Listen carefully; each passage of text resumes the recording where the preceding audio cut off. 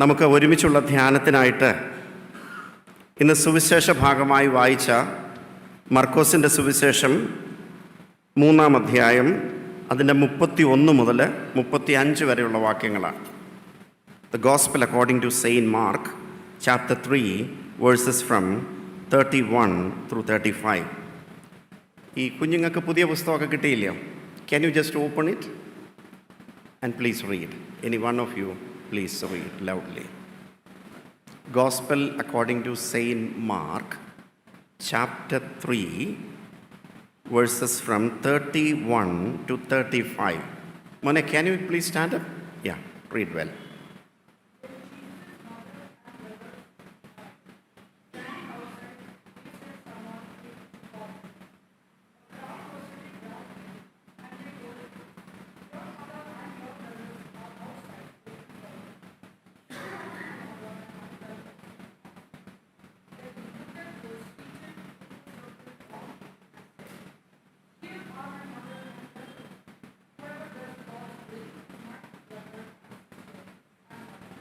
Thank you, Mone. What's your name? Emil. Emil. Thank you. God bless you, Mone. ഈ context എന്ന് പറയുന്നത് കർത്താവ് ഒരു മുറിയിലിരിക്കുകയാണ്. കർത്താവിലൊരു മുറിയിലിരിക്കുമ്പോൾ കർത്താവിൻ്റെ അമ്മ സഹോദരന്മാർ വീടിൻ്റെ പുറത്ത് വന്നു. അന്നേരം പറഞ്ഞാൽ മോനെ ഒന്ന് കാണണമെന്ന് പറഞ്ഞു. മോനെ ഒന്ന് കാണണമെന്ന് അമ്മ പറഞ്ഞപ്പോൾ അവിടെ ഇരുന്നവർ പറഞ്ഞു, അതേണ്ട അമ്മയും സഹോദരന്മാരും പുറത്ത് നിൽക്കുമെന്ന് പറഞ്ഞു. അന്നേരം കർത്താവ് അവരെ നോക്കിയിട്ട് ഒരു ദൈവശാസ്ത്ര രഹസ്യം പറയുകയാണ്. ആരാണ് എൻ്റെ അപ്പനും അമ്മയും സഹോദരന്മാരും? എന്താണ് Christian family? What is Christian family? And what constitute A Christian family? What are the features of A Christian family? നമ്മളിത് വായിക്കുമ്പോൾ നമുക്ക് മനസ്സിലാകുന്നത്, അന്നേരം കർത്താവ് പറയുകയാണ്, ദൈവത്തിൻ്റെ ഇഷ്ടം നിവർത്തിക്കുന്നവനാണ് എൻ്റെ അമ്മയും സഹോദരന്മാരും. ഇവിടെ നമുക്കറിയാം, അപ്പൻ്റെ കാര്യം പറയുന്നില്ല. അത് നിങ്ങൾക്ക് എല്ലാവർക്കും അറിയാം അതിൻ്റെ കാര്യം എന്നാണ്. അതാരാ അപ്പൻ? പിതാവായ ദൈവമാണ്. അതുകൊണ്ട് കർത്താവ് ഇവിടെ പറയാനായിട്ട് ശ്രമിക്കുന്നത്, ഫാമിലി എന്ന് പറയുന്നതിനകത്ത് there is an unseen person involve in it. ഈ കുടുംബത്തിനകത്ത് നമ്മൾ ശ്രദ്ധിക്കപ്പെടാത്ത ഒരാൾ ഉണ്ട്. അദ്ദേഹത്തിൻ്റെ ഹിതമാണ് ഇതിനകത്തൂടെ നടക്കേണ്ടുന്നത്, കുടുംബജീവിതത്തിനകത്തൂടെ നടക്കേണ്ടുന്നത്. അതുകൊണ്ടാണ് കുടുംബജീവിതത്തെക്കുറിച്ച്, കുടുംബജീവിതത്തിൻ്റെ ശുശ്രൂഷ നമ്മൾ നടത്തുമ്പോൾ, അല്ലെ കല്യാണ ശുശ്രൂഷ നമ്മൾ നടത്തുമ്പോൾ, ആ ശുശ്രൂഷയ്ക്കകത്തുടനീളം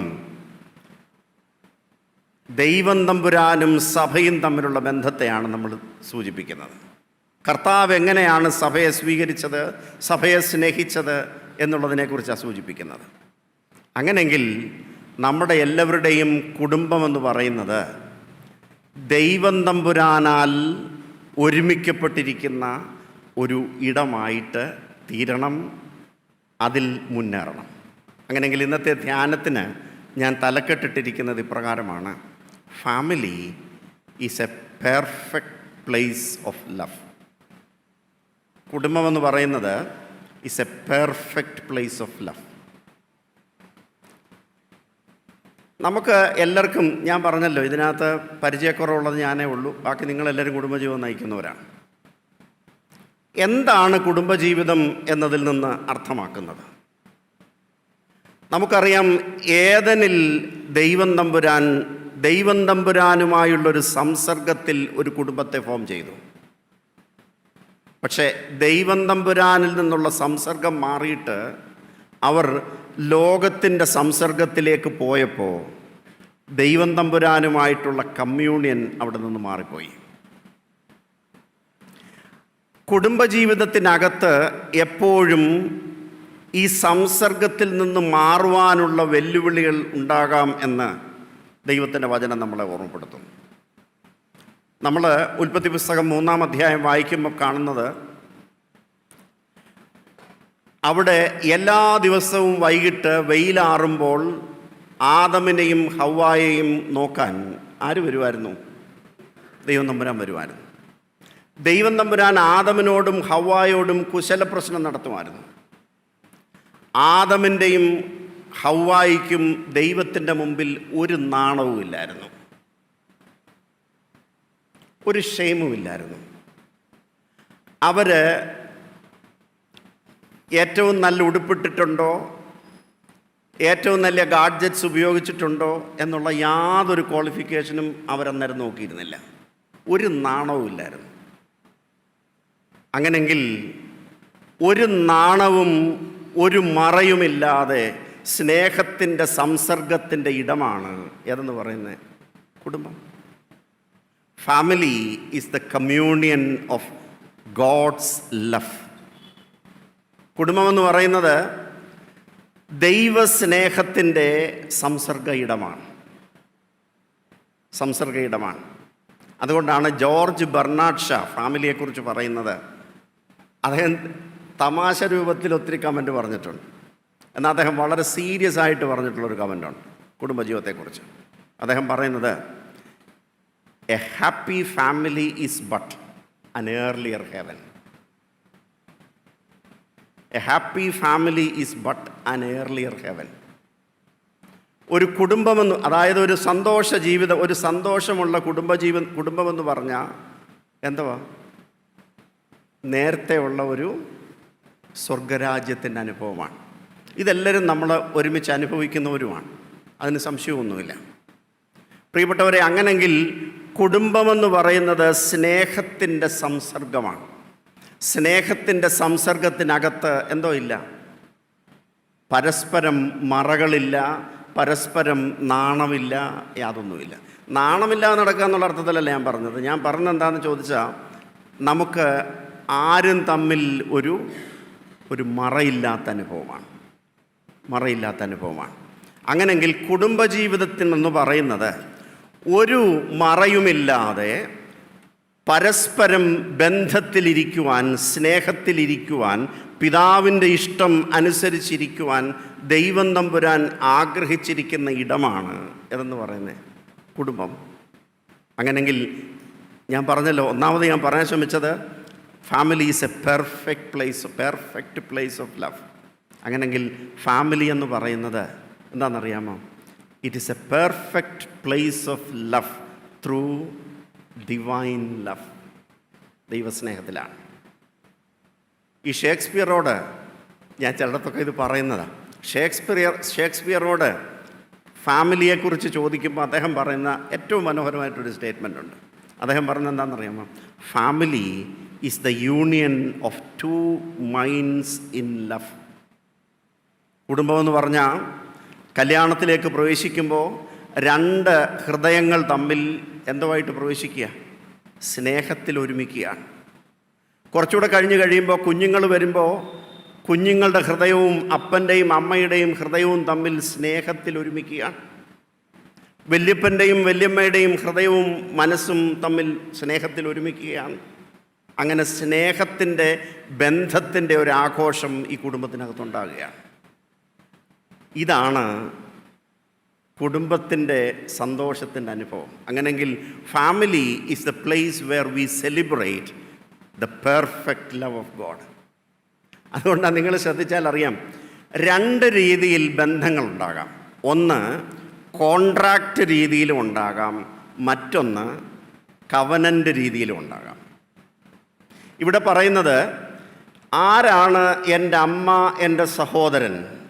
എൻ്റെ അമ്മയും സഹോദരനും എൻ്റെ അപ്പൻ്റെ ഇഷ്ടം നിവർത്തിക്കുന്നവനാണ്. എൻ്റെ അപ്പൻ സ്വർഗസ്ഥനായ പിതാവാണ്. അതുകൊണ്ട് എൻ്റെ സ്വർഗസ്ഥനായ പിതാവിൻ്റെ ഇഷ്ടം നിവർത്തിക്കുന്നവനാണ് എൻ്റെ അമ്മയും എൻ്റെ സഹോദരനും. ഇവിടെ നിങ്ങൾ ശ്രദ്ധിച്ചാൽ അറിയാം, ജോസഫും മറിയയും കുഞ്ഞുങ്ങളും ദൈവത്തിൻ്റെ ഇഷ്ടം നിവർത്തിച്ചൊരു കുടുംബമാണ്. അതുകൊണ്ട് ഏദൻ തോട്ടത്തിൽ ഒരു കുടുംബം ദൈവത്തിൽ നിന്ന്, ദൈവസ്നേഹത്തിൽ നിന്ന്, ദൈവ കമ്മ്യൂണിക്കേഷനിൽ നിന്ന് മാറിപ്പോയെങ്കിൽ, ഇതാ പുതിയ നിയമത്തിൽ പുതിയ ഒരു കുടുംബം ദൈവസ്നേഹത്തിൽ, ദൈവ ഹൃദയത്തിൽ ഒരുമിക്കുന്ന ഒരനുഭവമാണ്. ദൈവസ്നേഹത്തിലും ദൈവത്തിൻ്റെ ഇഷ്ടത്തിലും ഒരുമിക്കുന്ന ഒരിടമാണ്. അങ്ങനെങ്കിൽ നമുക്കെല്ലാവർക്കും ആവശ്യമായിട്ടുള്ളത് ഈ ഒരു കുടുംബത്തിൽ അതിൻ്റെ ഭാവം ഉൾക്കൊണ്ടുകൊണ്ട് ജീവിപ്പാനായിട്ട് കഴിയണം. പ്രിയപ്പെട്ടവരെ, ഈ സ്നേഹമെന്ന് പറഞ്ഞാൽ ദൈവം തമ്പുരാനാണ്. ദൈവം തമ്പുരാനുമായുള്ളൊരു കവനൻ്റൽ റിലേഷൻഷിപ്പിലാണ് നമ്മുടെ കുടുംബം എപ്പോഴും മുന്നോട്ട് പോകുന്നത്. കോൺട്രാക്റ്റും കവനൻറ്റും തമ്മിലുള്ള വ്യത്യാസം എന്താണെന്ന് നമുക്കറിയാം. ആരാധന മധ്യമുള്ള പ്രസംഗമായിട്ട് ഇല്ലസ്ട്രേഷനൊക്കെ പറയാൻ പരിമിതികളുണ്ട്. ഈ കോൺട്രാക്റ്റ് എന്ന് പറഞ്ഞാൽ ഈ പള്ളി പണിയാനായിട്ടൊരു കോൺട്രാക്ടറെ ഏൽപ്പിച്ചു. ഒരു പള്ളി പണിയാനായിട്ടൊരു കോൺട്രാക്ടറെ ഏൽപ്പിക്കുമ്പോൾ ഒരു കോൺട്രാക്റ്റൊക്കെ നമ്മൾ ചെയ്യും. ആ കോൺട്രാക്റ്റ് അനുസരിച്ച് പള്ളിക്കാരെ സംബന്ധിച്ചിടത്തോളം ഏറ്റവും കുറച്ച് ഏറ്റവും നല്ല രീതിയിൽ ചെയ്യണം, അല്ലേ? കോൺട്രാക്ടറെ സംബന്ധിച്ചിടത്തോളം ഏറ്റവും ചിലവ് കുറച്ച് ബാക്കി എന്തുവാ ഏറ്റവും ഭംഗിയായിട്ട് ചെയ്യണം. അന്നേരം ഒരാൾക്ക് ഏറ്റവും ചിലവ് കുറച്ചെന്ന് പറഞ്ഞാൽ അദ്ദേഹത്തിന് കൂടുതൽ പൈസ കിട്ടണം, അതിനു വേണ്ടിയാണ്. ചുരുക്കം പറഞ്ഞാൽ പള്ളിക്കാർക്കും ഒരു സ്വാർത്ഥതയുണ്ട്, കോൺട്രാക്ടർക്കും ഒരു സ്വാർത്ഥതയുണ്ട്. പള്ളിക്കാർക്കും കോൺട്രാക്ടർക്കും സ്വാർത്ഥതയുള്ളത് കൊണ്ട് ആ കോൺട്രാക്റ്റ് കഴിയുമ്പോഴത്തേനേക്ക് എന്തോ കഴിയും? ആ ബന്ധവും കഴിഞ്ഞു. അതുകൊണ്ടാണ് നമ്മൾ മിടുക്കികളുമായതുകൊണ്ടാണ് നമ്മൾ 6 മാസം കഴിഞ്ഞ് പിന്നെ എത്ര കൊടുക്കത്തുള്ളൂ? 6 മാസം 1 വർഷമൊക്കെ കഴിഞ്ഞില്ലേ? 6 മാസം 1 വർഷമൊക്കെ കഴിഞ്ഞാണ് ബാക്കി പൈസ കൊടുക്കുന്നത്. അല്ലെങ്കിൽ എന്തോ പറ്റും, എവിടെയെങ്കിലും ക്രാക്കോ വല്ലതും വന്ന് അദ്ദേഹത്തെ മഷിയിട്ട് നോക്കിയാൽ കിട്ടത്തില്ല എന്ന് പറഞ്ഞാൽ അതിൻ്റെ അർത്ഥം അവരവരുടെ ഇൻട്രസ്റ്റ് അനുസരിച്ച് പ്രവർത്തിക്കുന്നിടത്ത് എന്തോ ഇല്ല, സ്നേഹമില്ല.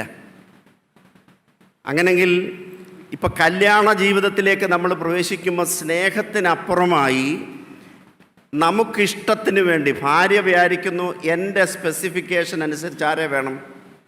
ഭർത്താവിനെ വേണം. ഭർത്താവ് വിചാരിക്കുന്നു ഭർത്താവിൻ്റെ സ്പെസിഫിക്കേഷൻ അനുസരിച്ച് ആരെ വേണം? ഭാര്യയെ വേണം. രണ്ടും കൂടെ ഒരുമിച്ച് കഴിയുമ്പോഴാണ് മനസ്സിലാക്കുന്നത് ഈ ഒരു സ്പെസിഫിക്കേഷനും ഇല്ലാത്ത സംഗതികളാണ്. അന്നേരം എന്തോ മനസ്സിലാവും? അന്നേരം അവിടെ ഫ്രിക്ഷൻ ഉണ്ടാകും. ഭാര്യ നോക്കുമ്പം നല്ല ഷാരൂഖ് ഖാനെ പോലെ വേണം, 6 പാക്സ് വേണം, അല്ലേ? നല്ല മസില് വേണ്ടി വന്നാൽ എന്തോ വേണം? ബാക്കി കാര്യമൊക്കെ ഞാൻ പറയുന്നില്ല, അതൊക്കെ നിങ്ങൾക്കറിയാം. അന്നേരം ചുരുക്കം പറഞ്ഞാൽ ഇതൊന്നും റിയൽ ലൈഫിൽ പോസിബിൾ അല്ല. ആ റിയൽ ലൈഫിൽ അതിൻ്റെ ആവശ്യവുമില്ല. അങ്ങനെ ആവശ്യമൊന്നുമില്ല. ഇതിപ്പോൾ ഈ സ്ക്രീനിൽ കാണാൻ വേണ്ടി അയാൾ പല പ്രാവശ്യം ഇതൊക്കെ ചെയ്ത് നല്ല എഫിഷ്യൻ്റാക്കി ചെയ്യുന്നതാണ്. അങ്ങനെ ലൈഫിൽ നമുക്ക് ചെയ്യാനായിട്ടൊരിക്കലും പറ്റില്ല. It's impossible. അതുകൊണ്ട് എന്നെ കേൾക്കുന്ന പ്രിയപ്പെട്ടവരെ, ഇവിടെ നമ്മൾ ദൈവം തമ്മിൽ ഇത് കോൺട്രാക്റ്റ് അല്ല. കോൺട്രാക്റ്റ് ആകുമ്പോഴാണ് നമ്മുടെ ഓരോരുത്തരുടെ ഇഷ്ടമനുസരിച്ച് പ്രവർത്തിക്കുന്നത്. മറിച്ച് ഇതൊരു കവനൻ്റാണ്. കവനൻ്റ് ആയതുകൊണ്ടാണ് ദൈവത്തിൻ്റെ പദ്ധതി അനുസരിച്ച് ദൈവം തമ്പുരാൻ നമ്മളെ നിർത്തിയിരിക്കുന്നത് റിലേഷണൽ ബീയിങ് ആയിട്ടാണ്. നമുക്കറിയാം, മനുഷ്യനെല്ലാവരും തന്നെ, എല്ലാ മനുഷ്യർക്കും ബന്ധത്തിലിരിക്കുവാൻ വളരെ ആവശ്യമാണ്. എല്ലാവരെയും ദൈവം തമ്പുരാൻ സൃഷ്ടിച്ചിരിക്കുന്നത് ബന്ധത്തിലിരിക്കത്തക്ക രീതിയിലാണ്. അതുകൊണ്ടാണ് നിങ്ങൾ ശ്രദ്ധിച്ചാൽ അറിയാം, എൻ്റെ എ പോസിറ്റീവാണ്. എൻ്റെ ഉദാഹരണം പറഞ്ഞല്ല, നമ്മുടെ വീരമലയച്ചൻ്റെ ഉദാഹരണം. വീരമലയച്ചൻ്റെ ബ്ലഡ് എ പോസിറ്റീവ് ആയിരിക്കും. കൊച്ചമ്മയുടെയും ബ്ലഡ് എ പോസിറ്റീവാണ്. എനിക്കറിയത്തില്ല കേട്ടോ, ഞാനങ്ങ് പറഞ്ഞെന്നുള്ളൂ. എ പോസിറ്റീവാണ്. പക്ഷേ കൊച്ചമ്മയും അച്ഛനെയും കണ്ടാൽ ഒരുപോലെയാണോ ഇരിക്കുന്നത്? ആണോ? അല്ല, ഒരുപോലെ അല്ല ഇരിക്കുന്നത്. അച്ഛൻ ഒരു ഇടി കൊടുക്കാമെങ്കിൽ കൊച്ചമ്മ താഴെ വീഴും. അച്ഛൻ ചെയ്ത് കളയല്ലേ? അന്നേരം ഞാൻ പറയാൻ ശ്രമിച്ചത് എന്താണെന്ന് ചോദിച്ചാൽ, രണ്ടുപേരും നമ്മൾ ലബോറട്ടറിയിൽ എടുത്ത് നോക്കിയാൽ ഒന്നാണ്. അതിൻ്റെ ബ്ലഡ് കോൺസ്റ്റിറ്റ്യൂഷനും അതും ഇതും എല്ലാം ഒന്നായിരിക്കും. പക്ഷെങ്കിൽ ദൈവം സൃഷ്ടിച്ചിരിക്കുന്നതിനകത്ത് ഒരു കോംപ്ലിമെൻറ്റാരിറ്റി ഉണ്ട്.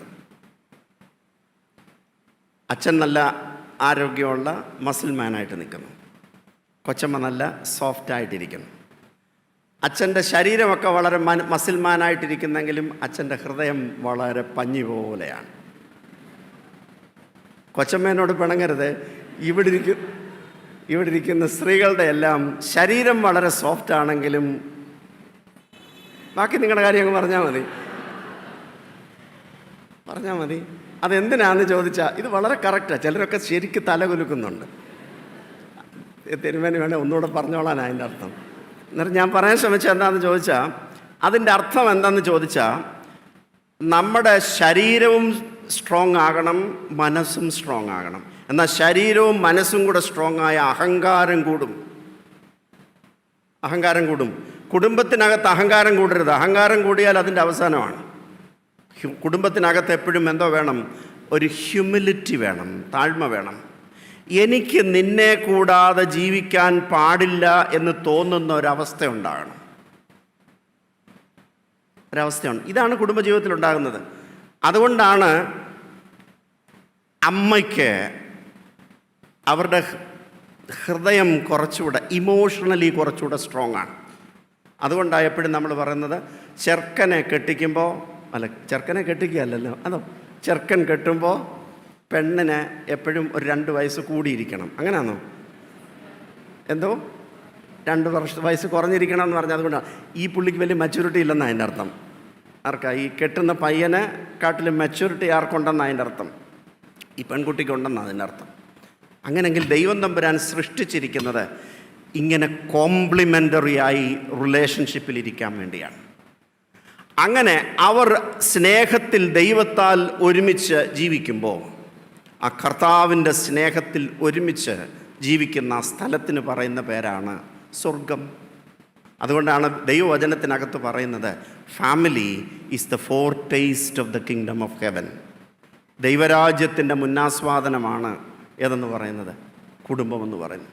കർത്തനരാജൻ നിൻ ബലത്തിൽ സന്തോഷിക്കും. ഹാലേ ലൂയ്യ ഹാലേ ലൂയാ, തവ രക്ഷയിലവനേറ്റം മോദിക്കും. നന്മയിൻ അനുഗ്രഹം മുൻപിടുന്നവനേ നീ. ഹാലേ ലൂയ്യ ഹാലേ ലൂയാം. മാന്യമമുടിതൻ ശിരസിൽ ചൂട്ടുന്നു ബാറയ്ക്കുമോ. ഈ അച്ഛനൊക്കെയാണ് പാടിയിരുന്നത്, കുറച്ചുകൂടെ ഭംഗിയായിട്ട് പാടിയനെ. ഞാൻ പറയാൻ ശ്രമിച്ചത് എന്താണെന്ന് ചോദിച്ചാൽ, കർത്തനെ നിൻ ബലത്തിൽ ഞങ്ങൾ എന്തോ ചെയ്യുന്നു? സന്തോഷിക്കുന്നു. കുടുംബത്തിനകത്ത് അങ്ങനെ ദൈവത്തിൻ്റെ ഹിതം സാധ്യമായിത്തീരുമ്പോൾ, ദൈവസ്നേഹത്തിൽ നമ്മൾ സാധ്യമായിത്തീരുമ്പോൾ 2 മനസ്സുകളുടെ സംയോജനം ഉണ്ടാകും, 2 ഹൃദയങ്ങളുടെ സംയോജനം ഉണ്ടാകും, 2 ശരീരങ്ങളുടെ സംയോജനം ഉണ്ടാകും. അങ്ങനെ ഉണ്ടാകുന്ന കുഞ്ഞുങ്ങൾ ദൈവസ്നേഹത്തിൻ്റെ വറ്റാത്ത നീർച്ചാലുകളായിട്ട് തീരും. ഇതാണ് ഏറ്റവും പ്രധാനപ്പെട്ടത്. ഈ ഉൽപ്പത്തി പുസ്തകം 6-ാം അധ്യായത്തിൽ നമ്മൾ കാണുന്നുണ്ട്. എന്താണെന്നറിയാമോ?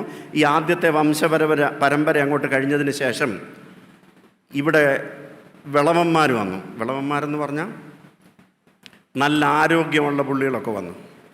നല്ല ആരോഗ്യമുള്ള പുള്ളികൾ വഴിയെ കൂടെ പോയപ്പോൾ സൗന്ദര്യമുള്ള സ്ത്രീകളെ എല്ലാം ഇഷ്ടം പോലെ സ്ത്രീകളാക്കി മാറ്റി. അല്ല, സ്ത്രീകളല്ലല്ലോ, ഭാര്യമാരാക്കി മാറ്റി. അവരെ ഇഷ്ടമില്ലെന്ന് തോന്നിയപ്പോൾ അവരെ കളഞ്ഞിട്ട് വേറെ ഇഷ്ടമുള്ളതിനെ ചേർത്തപ്പോൾ അവിടെ ഉണ്ടായ ആളുകളെക്കുറിച്ച് പറയുന്നത് എന്താണെന്നറിയാമോ?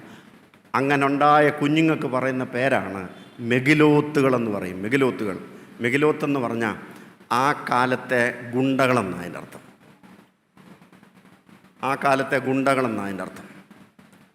വെസ്റ്റേൺ കൾച്ചറിൽ നമുക്കറിയാം, ഇന്ന് നമ്മുടെ ഈ കുടുംബ സ്നേഹത്തിൻ്റെ, ക്രിസ്തു സ്നേഹത്തിൻ്റെ ആഴത്തിൽ നിന്ന് മാറിയിട്ട് അവർ തങ്ങൾക്ക് ബോധിച്ചവരെ തിരഞ്ഞെടുത്ത് ബോധിച്ചവരോടുകൂടെ പോയി ബോധിച്ച രീതിയിൽ കുഞ്ഞുങ്ങളുണ്ടാകുന്ന ഒരു കൾച്ചർ വന്നപ്പോൾ എന്തു പറ്റിയെന്നറിയാമോ? ദൈവവുമില്ല, ദേവനുമില്ല, അവിടെ വേറെ വല്ലവരും കയറിയിരുന്ന് നിരങ്ങുന്നിപ്പം. നമ്മളിപ്പം വിചാരിച്ചിരിക്കുന്നത് ഇതാണ് ഏറ്റവും വലിയ കൾച്ചറാണെന്ന് നമ്മൾ വിചാരിച്ചിരിക്കുന്നത്. ഏറ്റവും വലിയ കൾച്ചറാണെന്നാണ് നമ്മൾ വിചാരിച്ചിരിക്കുന്നത്. അവിടെ ദൈവവുമില്ല, ദേവനുമില്ലാതെ ഒരു സമൂഹം മാറുകയാണ്. ഞാൻ 2009 യൂറോപ്പിൽ ചെല്ലുമ്പോൾ അവിടുത്തെ ഒരു രാജ്യത്ത്, ഞാൻ പഠിച്ച യൂണിവേഴ്സിറ്റിയുടെ തൊട്ടടുക്കലുള്ള രാജ്യത്ത് ഏകദേശം 48% ക്രിസ്ത്യൻസ് ഉണ്ടായിരുന്നു.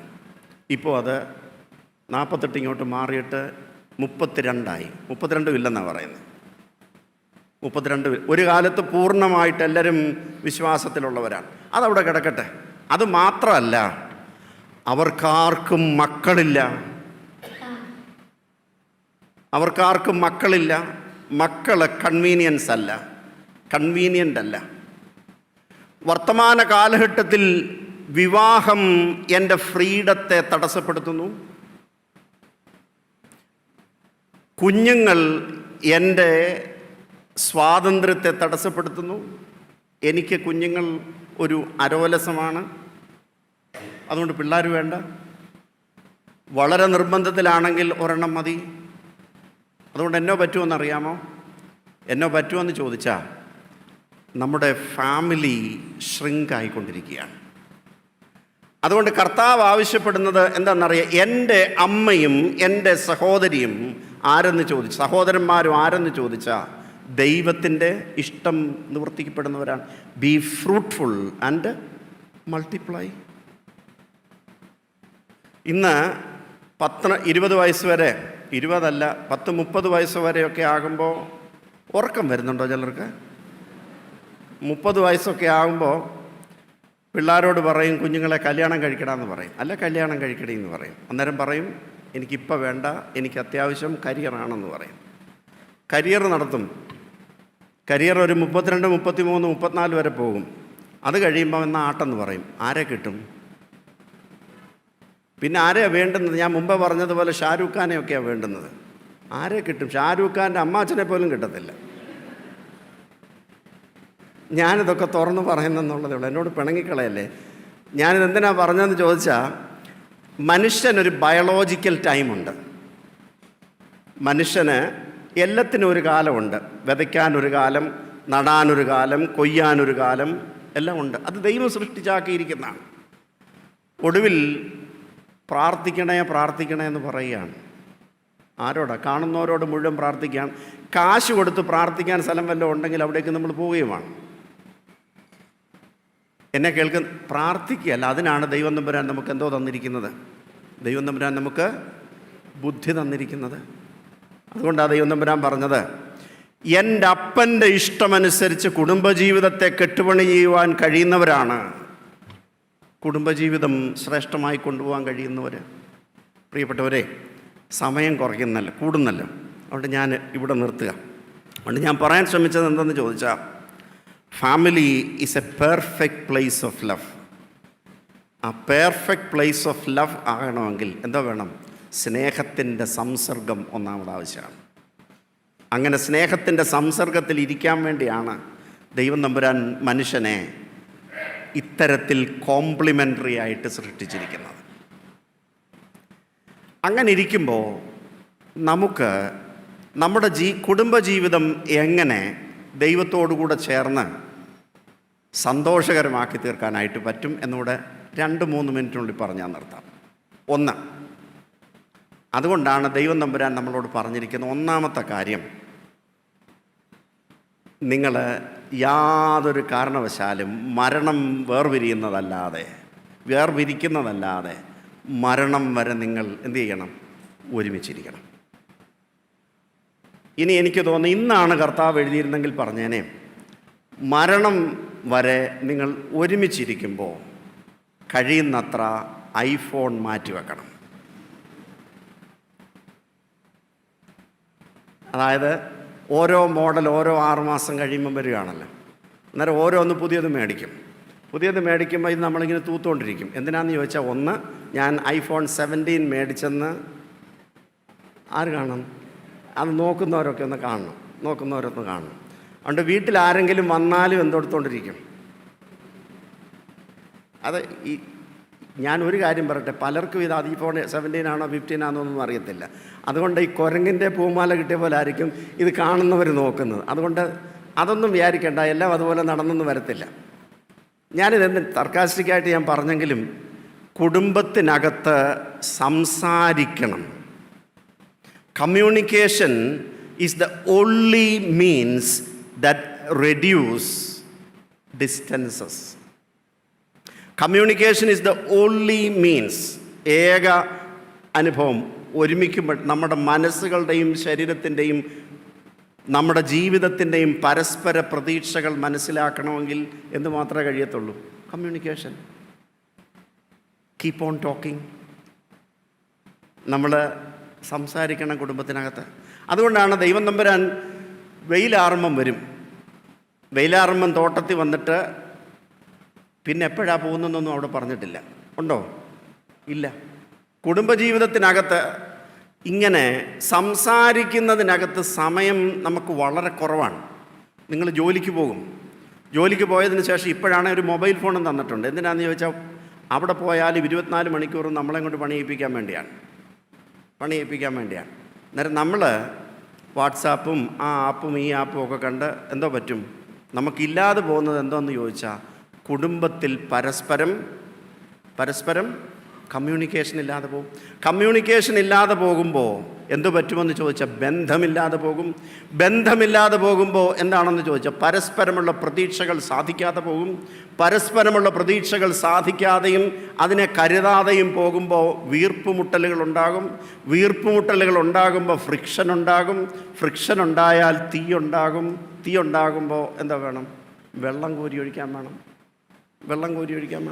വെള്ളം കോരി ഒഴിക്കാൻ പറ്റിയില്ല, അവിടെ മുഴുവൻ കത്തി നശിച്ചു പോകും. പ്രിയപ്പെട്ടവരെ, അതുകൊണ്ട് ഞാൻ പറയാൻ ശ്രമിച്ചത് ഒരു കാര്യം മാത്രമേ ഉള്ളൂ. എന്താണെന്നറിയാമോ?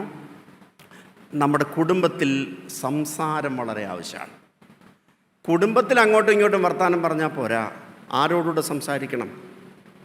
ദൈവത്തോടും സംസാരിക്കണം. ദൈവത്തോടും ദൈവജനത്തോടും കൂടെ ചേർന്ന് ഒരുമിച്ച് സംസാരിപ്പാനായിട്ട് സാധിക്കണം. അതിരാവിലെ തിരുസന്നിധി അണയുന്നോരി സമയേ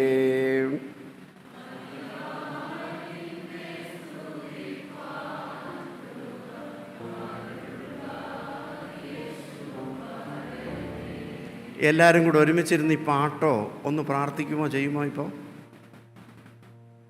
രാവിലെ ഇത് ചെയ്യുമോ? വൈകിട്ട് ഇത് ചെയ്യുമോ?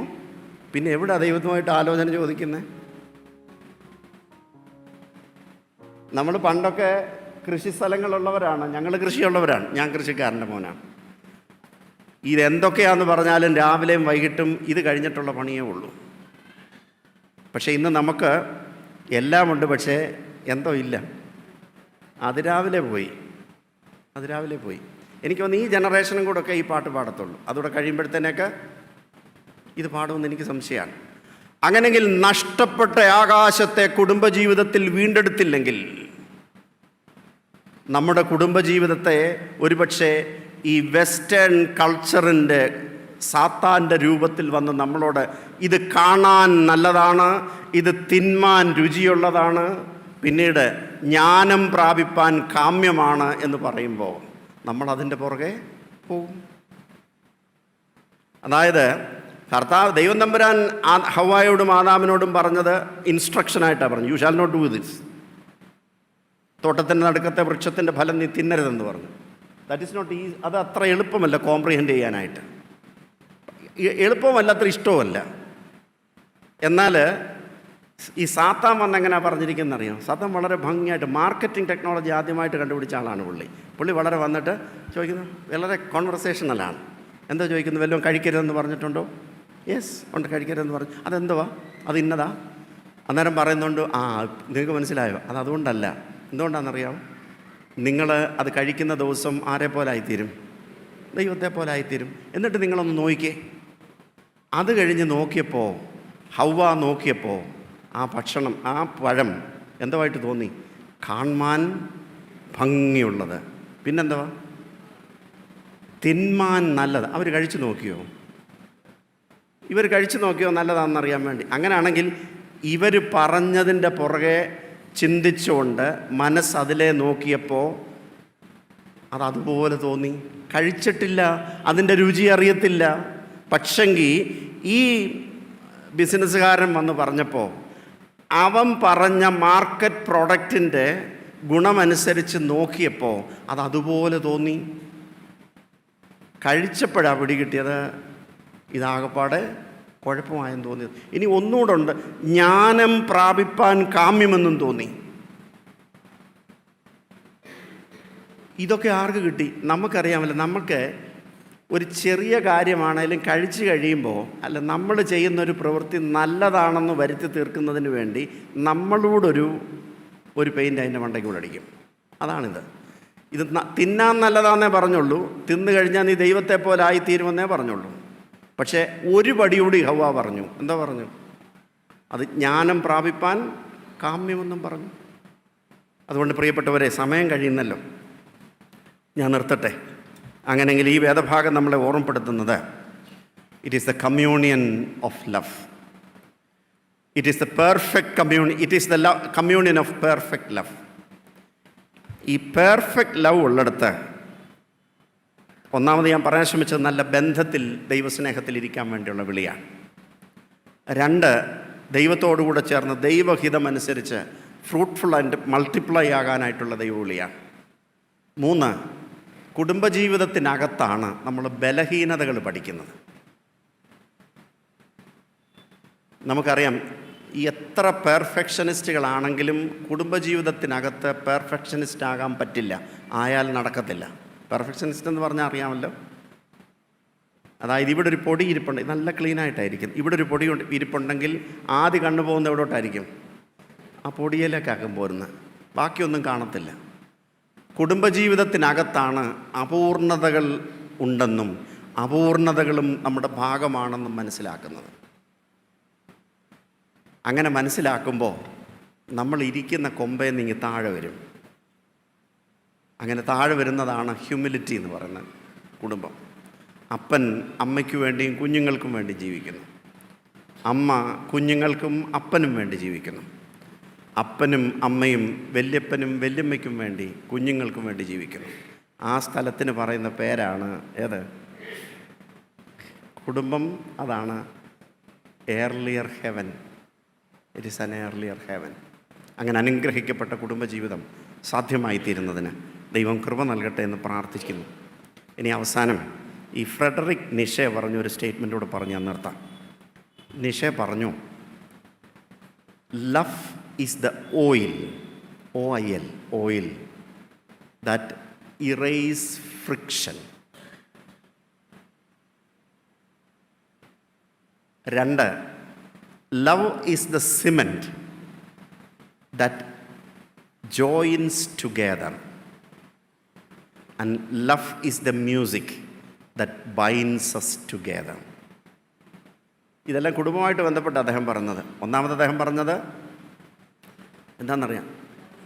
സ്നേഹമാണ് നമ്മുടെ കുടുംബത്തിലെ ഫ്രിക്ഷൻസൊക്കെ ഒഴിവാക്കുന്നത്. 2, സ്നേഹമെന്ന സിമെൻ്റാണ് നമ്മുടെ കുടുംബത്തെ ഒരുമിപ്പിച്ച് ഹോൾഡ് ചെയ്ത് നിർത്തുന്നത്. 3, സ്നേഹമെന്ന മ്യൂസിക്കാണ് നമ്മളെല്ലാം ഒന്നിച്ച് നിർത്തുന്നത്. അങ്ങനെ വരുമ്പോൾ സ്നേഹമെന്ന ദൈവത്തിൽ നമ്മുടെ കുടുംബത്തിന് അനുഗ്രഹമുണ്ട്. അതുകൊണ്ടാണ് പൗലോസ് പറയുന്നത്, സ്വർഗത്തിലും ഭൂമിയിലുമുള്ള സകല കുടുംബങ്ങൾക്കും പേർ വരുവാൻ കാരണഭൂതനായ നമ്മുടെ കർത്താവായ യേശു ക്രിസ്തുവിൻ്റെ പിതാവായ ദൈവത്തിൻ്റെ ദൈവം. അതുകൊണ്ട് ഈ പിതാവായ ദൈവത്തിൻ്റെ ഹിതമനുസരിച്ച് അനുഗ്രഹിക്കപ്പെട്ട ജീവിതം നയിപ്പാൻ ദൈവം കൃപ നൽകട്ടെ എന്ന് പ്രാർത്ഥിച്ചുകൊണ്ട് ഞാൻ എൻ്റെ വാക്കിനെ ചുരുക്കുന്നു. ദൈവം നമ്മെ അനുഗ്രഹിക്കും.